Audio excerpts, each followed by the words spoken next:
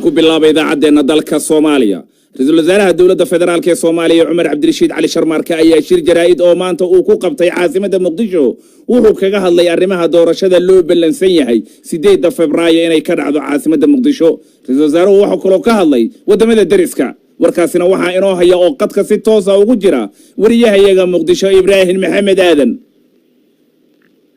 عبدالرزاق رئيس وزراء عمر عبد الرشيد علي شرماكي ورياش كلها اللي قربيس دور نمدي مانتا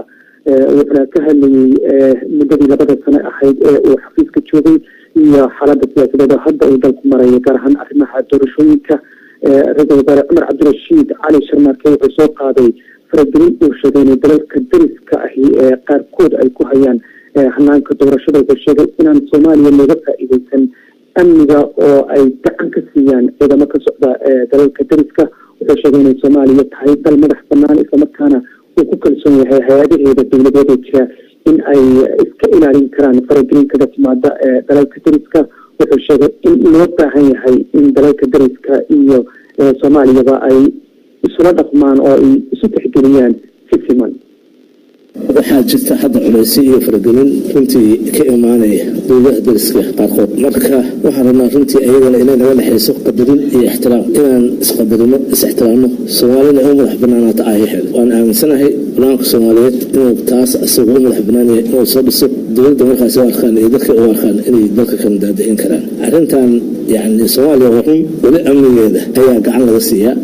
amazon ay joogto waa rajaynaya insha allah dhaqso inaan uga baxno iyadan kalena dhisno oo runtii annaga aan ku filan amnigeena laakiin sideedaba amniga gacantana laka siinaya in lakaga faa'iidaysto oo ajandooyin siyaasadeed iyo musharaxa gaara yani la saaro culays dowlad goboleedyada inay yani dheelitiraan siyaasadda iyo musharaxa gaara runtii waxay tahay arrin aan ficnayn waxaan ka codsanayaa in dowladahan dariska ay farax kala baxaan ay noqdaan dad qadarin iyo ixtiraam naga dhexayso sovereignty ayaa dal kasta leeyahay innaguna waxaan ku dadaalaynaa haddii la yidhaahdo inaan ayaheena ka tashano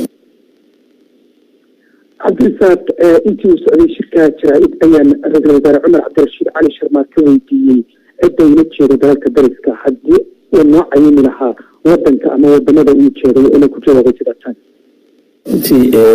anana hadda rabin inaan si gaara hadda aan wax u galo laakiin waxaa jirta siyaasad iyo yani hiilin iyo musharax gaara la leeyahay hada siyaasadda taasan runtii uga fiican dowladda Soomaaliyeed xora waxaa loo baahan inay ayada ka tashato codkaasi wuxuu ahaa Umar Cabdirashiid Cali Sharmaarka ra'iisul wasaaraha Soomaaliya waxa ka sii horeeyay Ibrahim Maxamed Aadan wariyahayaga oo Muqdisho jooga